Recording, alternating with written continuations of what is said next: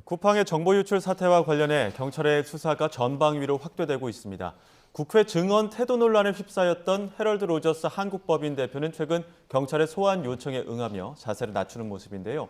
쿠팡 관련 수사 상황과 함께 김경 전 시의원의 공천 로비 의혹 수사 등 정치권의 파장이 커지고 있는 사건 수사 상황 살펴보겠습니다.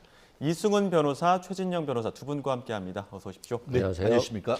자, 먼저 이 소식부터 보겠습니다. 국회 청문회나 사건 대응에 소극적이던 쿠팡이 자세를 낮추는 모습이었는데요.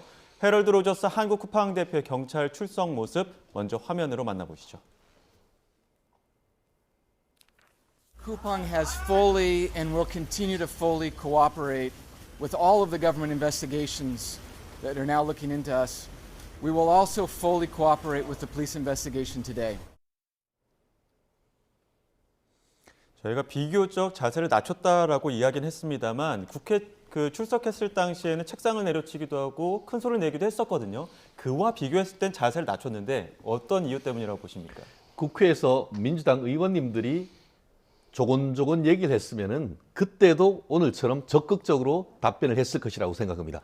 만약에 경찰에 출석을 했는데 경찰이 당신 스탑 하면서 오브 코스 낫 이렇게 얘기를 했다고 하면은 아마 거기에 대해서 그 조서 자체가 증거 능력이 없어지게 되는 것이죠. 결국 경찰처럼 국회에서도 조곤조곤 물을 것을 묻고 그에 대한 답을 듣는 말 그대로 청문회, 히어링하는 얘기를 했으면은 이런 논란이 벌어지지 않았을 것이라고 생각합니다. 말씀드린 것처럼 그제 같은 경우에 12시간, 12시에 낮에 해서 2시에 오후 2시에 출석을 해서 새벽 2시까지 있었는데요. 사실 12시간이라고 하지만 이게 통역을 하고 그것을 한글을 영어로 하고 영어를 다시 하는 있었기 때문에 실질적인 조사는 대략 한 너댓 시간밖에 안 됐을 것이라고 저는 미루어 짐작합니다. 네. 식사하는 시간 빼고 조소 확인하는 시간을 빼고 이게 번역하는 시간에 빼면 하면은 그렇기 때문에 많은 조사를 했다기보다는 실질적으로 어떻게 그 자료가 유출됐는지 나아가 그것을 중국에서 어떤 식으로 쿠팡이 이것을 다시 회수를 했는지 그 과정 속에서 국정원의 어떤 지시나 요청이 있었는지 이런 부분에 대해서는 핵심적인 진술을 다 했을 것이라고 생각하고 그것에 대해서 지난번에 로저스 지금 대표 같은 임시 대표 같은 경우에는 국회에서 얘기를 하려고 했지만 그거를 사실상 말 못하게 했던 건 아닙니까? 그렇기 때문에 오히려 지금 쿠팡 대표 같은 경우에는 내가 하고 싶은 말을 다 하고 나왔다라는 그런 맥락으로 읽히는 부분이었던 것으로 해석을 합니다. 예, 그런데 그렇다고 하기엔 또 경찰의 출석 요구도 두 차례는 또 불응했었거든요. 이번이 세 번째 출석이었는데 이것도 체포영장 발부 가능성 때문이라는 그 해석들도 나오지 않습니까? 뭐 계속적으로 소환에 응하지 않고 또 미국 국적이기 때문에 미국으로 출국해 버리면 출석이 담보되지 않을 수 있잖아요. 그리고 증거 인멸 우려가 있기 때문에 영장을 신청했을 수도 있기 때문에 아마도 그 상황까지는 가고 싶지 않았던 것 같습니다. 또한 뭐 청문회에서 국회의원들이 조곤조곤 물어봤으면 답변했을 것이다라고 하는데 기업의 비밀, 즉 자신들의 잘못된 증거 유출이 있었고 그 유출 규모가 정말 3,700만 건 정도 된다라고 하는 것을 자인한다라고 한다면 기업의 경제적인 타격이 굉장히 크겠죠. 그래서 당연히 이제 진술을 부인할 수밖에 없었을 것이고 또 경찰에서도 마찬가지입니다. 적극 협조하겠다라고는 하지만 밖에서 말과 안에서의 말은 다르겠죠. 들어가서는 자신의 기업이 잘못한 게 없다라는 취지의 변명을 저는 많이 했을 것이다라고 보고요.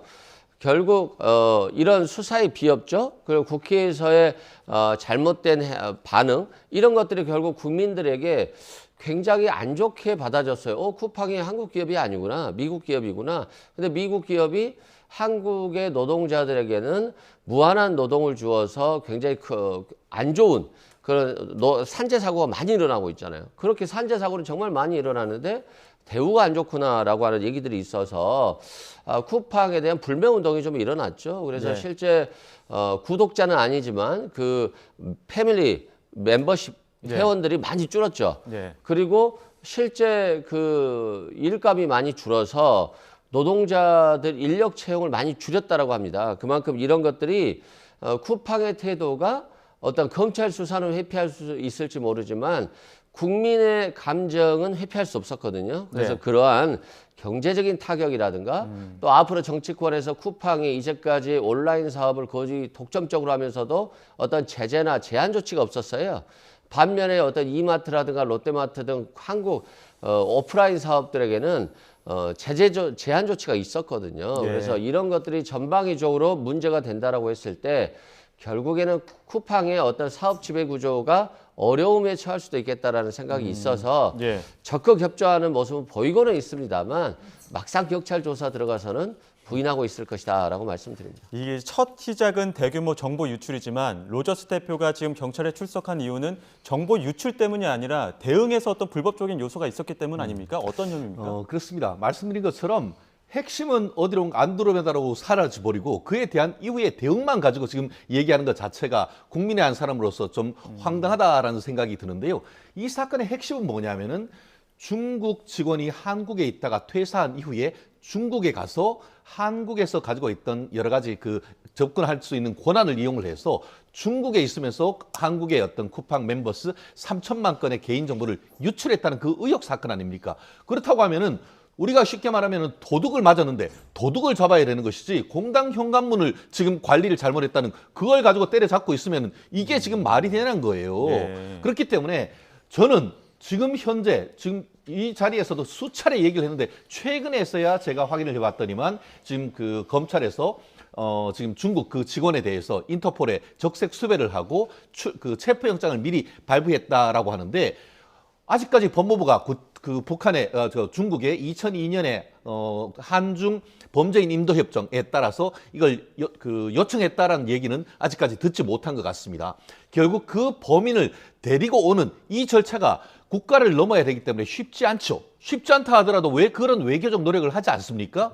그에 대해서 이번에 첫 사건이라도 해서 국민 전체가 지금 피해자 아닙니까? 그러면은 이재명 대통령께서 직접 시진핑한테 얘기를 해서라도 데리고 오는 거 필요하지 않습니까? 예. 그리고 나아가 지금 말씀하신 것처럼 저 또한 이 쿠팡의 멤버로서 피해자로 있기 때문에 쿠팡 대표가 한국 사람 눈높이에 맞는 대응을 해야 된다고 생각을 합니다. 하지만 핵심은 말씀드린 것처럼 유출 사건 자체인 것이고 그에 대한 대응을 잘못한 것에 대한 어떤 그 문제는 지금 수사뿐만 아니고 사실 이 부분과 관련해 가지고 민주당 이게 쿠팡 진상조사 TF다라고 만들어 놓고는 최근에 이제 여러 가지 미국에서의 얘기가 있고 하니까 이것 그냥 이름을 바꿔버리고 활동 자체를 무기한 연기를 해버렸습니다. 과연 민주당이 이 사안에 대해서 적극적으로 나서지 않는 상황 속에서 과연 경찰이나 검찰이 적극적으로 수사를 할 수 있을지에 대해서도 저는 상당히 의문이다라고 생각을 합니다. 근데 이제 로저스 대표가 출석한 이유 중에 하나는 셀프 조사로 사건을 축소하고 국회에서 위증하고 이런 부분이 있기 때문 아닙니까? 그렇죠. 그러니까 어떤 문제냐면 쿠팡이 직접 중국에 이걸 유출했던 개인정보를 유출했던 관련자를 만나서 PC를 받아서 그 PC를 포렌식했다는 거잖아요.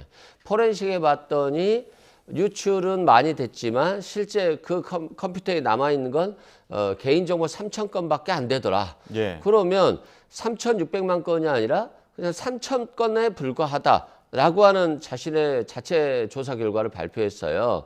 그런데 이건 그 사람들의 말일 뿐인 것이지 정말 그 중국인의 PC에 3,000건만 유출이 돼서 저장돼 있던 건지 아니면 다른 많은 건이 유출이 됐는데 그 PC에만 3,000건을 저장했는지 알 수가 없는 거잖아요. 예. 그럼에도 불구하고 이 사람들이 직접 접촉해서 이런 결과들을 마치 진짜 진실인양 발표하는 것에 있어서 오인의 여지가 있고요. 저 가방이죠. 지금 쿠팡이 그렇- 자체 조사로 발표한 내용들의 그렇죠. 사진입니다. 그리고 또 쿠팡이라고 하는 것은 고도의 IT 전문가들 아닙니까? 이 전문가들이 그 증거를 갖다가 확보를 했으면 경찰에 인계하는 방식으로 갔어야 되는데 자기들이 포렌식을 바로 했다라고 하니까 그 과정에 있어서 증거가 인멸되거나 훼손됐을 가능성도 충분히 있다는 측면이고 또한 쿠팡의 로저스 대표가 청문회에 나와서 아니 국정원이 시켜서 했다, 지시해서 했다라고 하는 거잖아요. 그런데 국정원에서 당연히 협조 요청은 저는 했을 거라고 봅니다. 근데 협조 요청과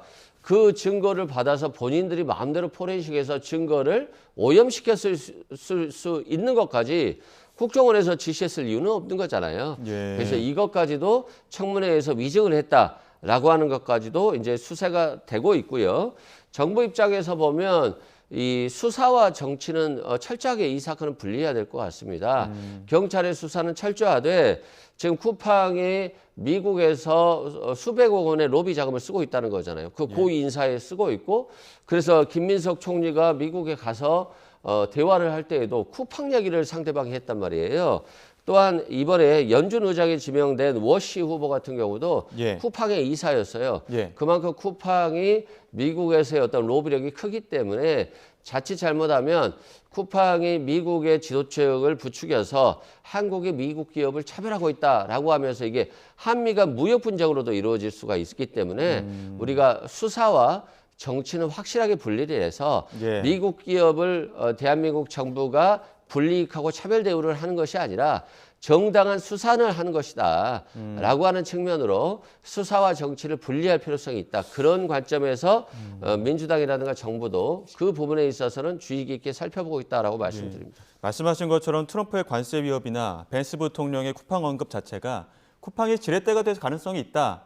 여기에다가 또 미 연준 의장 후보의 쿠팡 사회이사까지 들어가다 보니까 쿠팡이 과연 이러한 한미 통상 관계에서 어떤 역할을 했을 것이냐라는 의구심이 있었거든요. 여기에 대해서 어떻게 해석하십니까? 사실 그런 것 같습니다. 우리가 그 이재명 대통령이 트럼프 대통령을 만나러 갈 때에 항상 함께 가는 분들이 우리나라 대기업 대표 등 경제 사절단입니다. 결국 그 경제와 그 정치는 같이 가는 그런 부분인 것이고 우리나라에서 쿠팡은 한국에서 영업하고 있는 것은 맞습니다. 그렇지만 그 지주회사라고 할 수 있는 모기업은 또 그 모든 것이 지금 미국에 상장돼 있는 회사인 것이죠. 예. 그렇다고 한다고 하면은 우리나라 그 경제 그리고 또 그 정치 대표들이 갔을 때에 미국으로서는 본인들의 어떤 기업을 보호하기 위한 취지에서 특히 어떤 그 플랫폼 회사와 관련해서 외국 기업, 특히 미국 기업을 차별하는 것이 아닌가라는 얘기를 하면서 그에 대해서 쿠팡을 얘기한다는 것은 어떤 상호주의적 관점에서 그 자체가 잘못됐다라고 보는 것은 쉽지 않다라고 봅니다. 하지만 말씀드린 것처럼 이번 사건 같은 경우에 최초에 지금 그 이재명 대통령이 들어온 다음에 트럼프가 우리나라에 25% 관세 협상을 한다고 했고 실제로 그게 부과돼 왔던 건 아니겠습니까? 예. 그런데 그 과정 속에서 미국에서 가서 확인을 한 다음에 뭐라고 했습니까? 이재명 대통령 그 청와대에서는 이게 협정문이나 이런 게 필요 없을 정도로 뭔가 잘 됐다라고 얘기를 했는데 돌아서 가지고 지금 그 김민석 그 국무총리가 미국에 가가지고 벤스 부통령과 만나고 그 관세 후속 협상을 다 마무리 지었다라고 하는데 그 다음날 트럼프 대통령이 관세 25%라고 때리는 이 과정 속에서 지금 우리나라는 하나도 몰랐다는 것 아닙니까? 그러니까 부랴부랴 지금 그 캐나다에 가 있던 김정건, 부총리가 예. 그래서 미국에 가고 지금 예. 법석을 떨고 있는데 아직까지도 그에 대한 답을 모르고 진상 조사도 파악하지 못하고 그 과정 속에서 쿠팡 때리지 마라고 하니까 이제 민주당에서 그렇게 그 쿠팡 헤럴드 대표를 불러가지고 압박한 다음에 이제는 쿠팡 진상조사위원회란 TF란 것도 이제 슬그머니 내리고 결국 이게 뭡니까? 예. 내부적으로 국민들에게 쿠팡, 특히 미국에 대한 반미 감정만 불러일으킨 다음에 뒤에 실질적으로 국민들이 관세가 15%에서 25%로 해서 피해가 있게 되니까 이제 부랴부랴 이걸 대책을 논의하는 이런 뒷북치는 모습 속에서 국민들의 부활만 치는 것 아니겠습니까? 예. 자, 근데 이제 국회도 내일부터 2월 임시에 열어서 대미투자특별법 빨리 속도를 낸다는 거 아닙니까? 근데 이제 변수가 국민의힘이 주장하는 국회 비준동의 이거 어떻게 해결될까요? 그러니까 저는 국민의힘이 참 심각한 사람들인 게 자국의 이익을 위해서는 같이 가야 되는 거예요. 여야가 짜고 칠 수도 있는 겁니다. 미국에서 피해를 덜 입기 위해서는 서로 고민하고 서로 작전을 짜야 되는 거예요. 근데 뭐 여당 공격하고 이재명 정부 공격하면 대한민국 국민에게 피해만 돌아오지 않겠어요? 좀 어리석다라고 말씀드리고 저는 뭐 이게 국가적인 문제이기 때문에 이 개인적인 그냥 의견이라는 말씀을 드리고요. 예. 대미투자특별법을 신속하게 처리했다라고 한다면 미국에 빨리 200억 달러씩 줘야 됩니다. 1년에 200억 달러씩 투자를 해야 돼요. 근데 지금 외환 시장이 어떻게 됐죠? 갑자기 급격히 올라서 이런 것까지도 우려됐기 때문에 올랐겠지만 1,500원 가까이 올랐어요. 근데 만약에 그 상황에서 대미투자특별법이 통과되고 연 200억 불을 미국에 투자해야 된다라고 하면 또 많이 올랐겠죠. 예. 그런 상황에서 환율에 대한 문제가 굉장히 컸다. 그래서 미국의 사전적으로 우리 고환율 문제가 너무 크다. 예. 지금 무역 200억 투자하는 데 있어 어려움이 있다. 환율에 좀 도움을 달라고 요청을 했고 그래서 한국 환율이 저평가됐다라고 했어요. 원화가.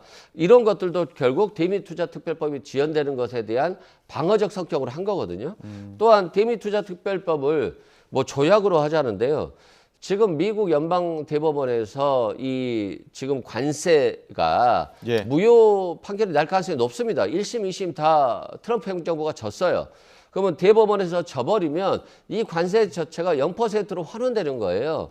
그렇기 때문에 어떤 적절한 협상을 통해서 일단 15%로 낮춰놓고 대미 투자를 지연시킬 의도도 저는 있을 것으로 보여져요. 예. 그렇기 때문에 국가적 부담이고 이걸 조약으로서 국민이 부담하는 것으로 확정적으로 되는 건 적절하지 않거든요. 근데 대미 투자 특별법 만들었다가 미 연방 대법원에서 이 관세가 무효 처리되면 이 특별법을 다시 무효화시키면 되는 거예요. 예. 처리하면 되는 조약의 경우에는 국가 간 의무를 지는 강제적 의무를 지는 조약으로 가는 것이기 때문에 조약으로 가지 않는 것이 국가적 이익에 좋을 건데 왜 조약으로 예. 가지 않냐라고 비판한다라고 한다면 이분들이 생각이 있는 건지 없는 건지 솔직히 잘 모르겠어요. 예, 의도했든 의도치 않았던 지연 전략도 전략의 일환으로 필요하다 이런 말씀이신데 짧게 첨언하실 내용 있으십니까? 네, 헌법을 무시하면 안 되는 겁니다. 마치 우리가 해외에 파병을 하면 국회의 비준 동의가 있어야죠. 왜냐하면 거기에 젊은 우리 청년들의 목숨이 걸린 거니까. 이 또한 1년에 200억 나와가지고 3천억 달러가 넘는 돈이 해외로 나간다고 하면은 그거는 헌법 75조에 기해 가지고 그 국회의 비준 동의가 반드시 있어야 되는 겁니다. 예. 이 부분에 대해서 요청을 하고 있는데 그거 안 해도 된다라고 하면 헌법을 무시한다라는 얘기가 있을 수밖에 없는 겁니다. 그렇기 때문에 나름대로 지연 전략 충분히 이해합니다. 그렇지만 관련해 가지고 이렇게 중요한 것 제대로 지연하다가 관세 협정 트럼프한테 25%가 때려 맞는 이런 상황이 과연 대한민국을 위해서 맞는지에 대해서 다시 한번 생각해 봐야 된다고 예, 봅니다. 이번 주에 이제 대미투자 특별법과 관련해서 국회 논의도 있을 테니까 관련해서는 조금 더 지켜봐야 될 것 같고요. 다음 소식 좀 보겠습니다. 사법농단 의혹으로 기소됐던 양승태 전 대법원장 항소심에서 징역 6개월의 집행유예 1년 선고받았습니다. 전직 대법원장의 유죄 판결이 헌정사상 처음 있는 일인데 이 판결에 대해서 어떻게 보십니까? 일단 뭐 유죄 판결이 나왔다는 것에 대해서는 전직 대법원장에게도 법의 잣대를 똑같이 들이댔다 이렇게 볼 수 있습니다만 기소된 혐의가 47개였어요. 네. 47개 중에 딱 2개가 유죄가 됐고 예. 형량도 징역 6월에 집행유예 1년이에요. 그러면 형량도 정말로 최고 수준의 최저로 나온 겁니다. 예. 그렇기 때문에 이게 지금 사법정의가 있는 것인지라는 생각이 들고요. 또한 이때 처음에 양승태 전 대법원장이 구속까지 됐었거든요. 그러면 네. 구속이 될 정도로 혐의를 높게 법원이 판단한 것인데 징역 6월에 집행유예 1년이면요. 영장도 발부되지 않았어야 될 사안입니다. 그만큼 사법부가 뭐 유죄 판결을 때리기는 했습니다만 전직 대법원장에 대한 예우는 확실하게 했다라고 말씀드리고요. 예. 이게 법원이라는 게 직권을 남용하면 안 됩니다. 즉 판사는 독립하여 재판하는 건데 대법원에서 고등법원 또는 1심 법원 판사에게 야 그렇게 판결하지 마 또는 그렇게 뭐 위헌법률 심판 제청을 하지 마라고 해서 이걸 받아들이면요. 이게 직권 남용이잖아요. 예. 그런데 무죄 판결의 취지는 아니 법원장이나 대법원장에는 그 판결에 관여할 수 있는 권한이 없어. 권한이 없는 걸 어떻게 직권 남용해서 무죄가 되는 거거든요. 근데 이 역설적으로 그렇다고 한다면 앞으로 대법원장이나 대법관들은 무조건 다 판결에 관여할 수 있잖아요.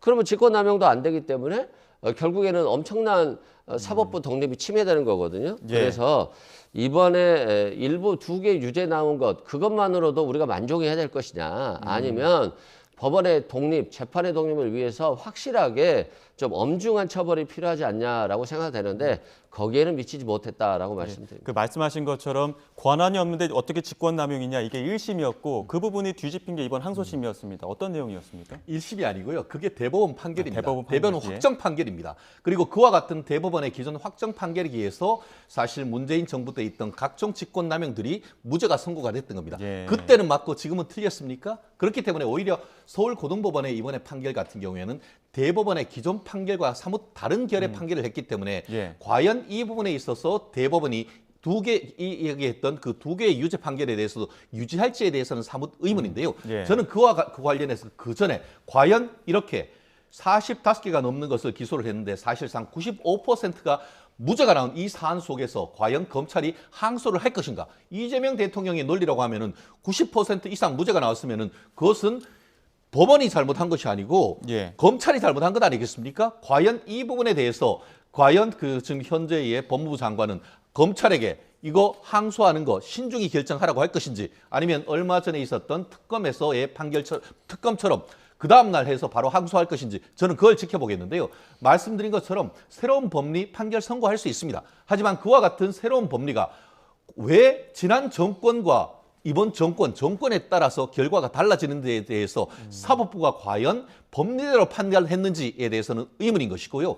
이번에 그 두 개 중에 한 개 같은 경우에 그 유죄 취지로 했는 것은 통합진보당 사건에서의 통진당이 위원 결정이 받았을 때 위원으로 자리를 배지를 뺏겼던 국회의원들이 행정소송을 제기했던 그 사건과 관련해서 굉장히 정치적인 사건에서 또 유죄가 나왔다는 점에서도 과연 이것이 대법원으로 갈 것인지 대법원은 어떤 판결을 할 것인지 저도 관심이 높습니다. 예, 저 다음 소식으로 넘어가 보겠습니다.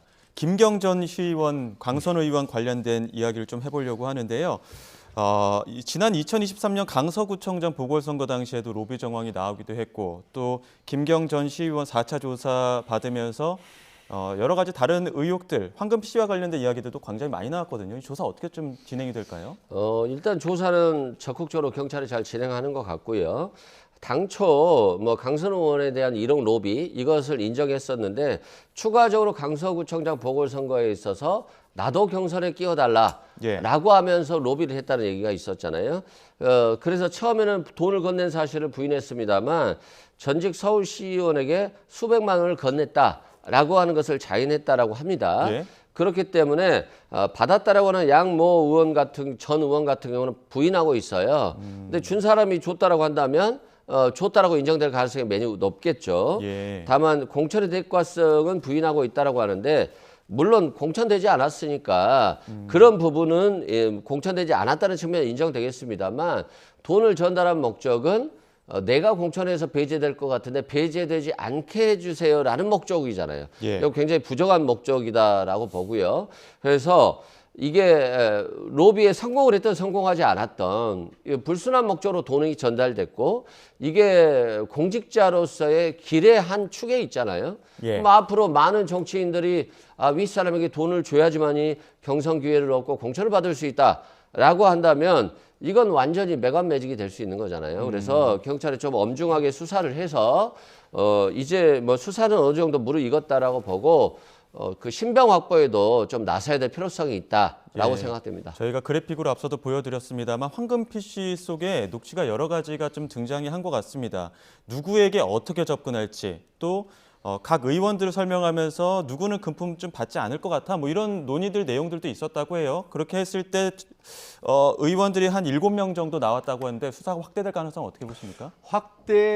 확대돼야만 하는데 안 하고 있는 게 문제 아닙니까? 말씀드린 것처럼 우리가 뇌물 같은 경우에도 3천만 원이 넘어가면은 형이 확 올라갑니다. 적용 법조가 형법에서 특정범죄 가중처벌법상의 뇌물로 대해서 무기 또는 10년 이상 유기징역으로 처벌되는 굉장히 엄한 혐의를 지금 받고 있습니다. 그런데 예전 같은 경우에 어땠죠? 국민의힘에서 권성동 전 원내대표 같은 경우에는 통일교로부터 1억 원을 받았다라는 그런 의혹이 생기니까 지금 그 김건희 특검에서 바로 구속시켜버렸지 않습니까? 그렇게 해서 벌써 1심까지 선고되면서 징역 2년이 나왔습니다. 그런데 이번 사안 같은 경우에는 강선우 의원이 1억 원을 받았고 실질적으로 준 사람도 줬다고 인정을 하고 있습니다. 그렇다고 하면은 이런 상황 속에서 중형의 위험이 있고 범죄가 혐의 있고 이러면은 범죄에 대한 소명, 나아가 도주 우려, 증거인멸의 우려가 있다라고 해서 구속영장 치는 것은 굉장히 수순이고 네. 그 또한 추가적인 어떤 증거인멸 우려, 이게 증거가 사라지는 것을 막기 위해서로 신속하게 신병을 확보해야 되는 것입니다. 그런데 어떻게 아직까지도 강선우, 김병기, 김경, 민주당 측 정치인들은 활보하고 다니죠? 저는 이런 상황이 초현실적인 상황인 것 같습니다. 우리나라 대한민국 역사상 1억 원 넘는 뇌물을 주고받았고 수천만 원을 뇌물을 주고받았는데 구속영장 청구하지 않은 사안이 있으면 저한테 한번 제출 한번 해보십시오. 국민들은 지금 이 상황을 납득하지 못합니다. 그렇기 때문에 과연 수사를 하는 척 하는 것인지, 수사를 하는데 오히려 증거인멸할 기회를 주는 것인지, 그래서 경찰이 하는 척 할 것이 아니고 이 사안에 대해서는 국민의힘의 그 장동혁 당대표가 정말 본인의 목숨을 걸고 단식을 하듯이 쌍특검, 특별히 이번 그 강선우, 김병기, 김경과 관련되는 공천 뇌물 사건과 관련해서는 특검이 정답이라는 얘기가 그런 맥락에서 나오는 건 아니겠습니까? 예, 앞서 저희가 그 경찰 측 취재기자 연결했을 때에도 강선우 의원과 관련해서는 경찰이 지금 신병 확보를 고심하고 있다 이렇게 나오고 있는데 어떤 부분 보완해서 어떤 부분 좀 강조할 걸로 보이십니까? 저는 거의 다 수사는 끝났다고 봅니다. 그래서 뭐 특별하게 강선우 의원 건은 보완할 건 없을 것 같고요. 앞으로 영장을 청구하냐 안 하냐 문제인 것 같은데 일벌백계 차원에서 영장은 당연히 청구돼야 됩니다. 예. 다만 뭐 김경시 의원 같은 경우 영장이 청구되더라도 기각될 확률은 있어요. 왜 그러냐면 권성동 의원 1심 판결 났는데도 돈 받았다고 안 받았다고 부인하잖아요. 부인한 사람은 영장이 발부됩니다. 자백하는 사람이 증거를 인멸할 게 있습니까? 자백하는데?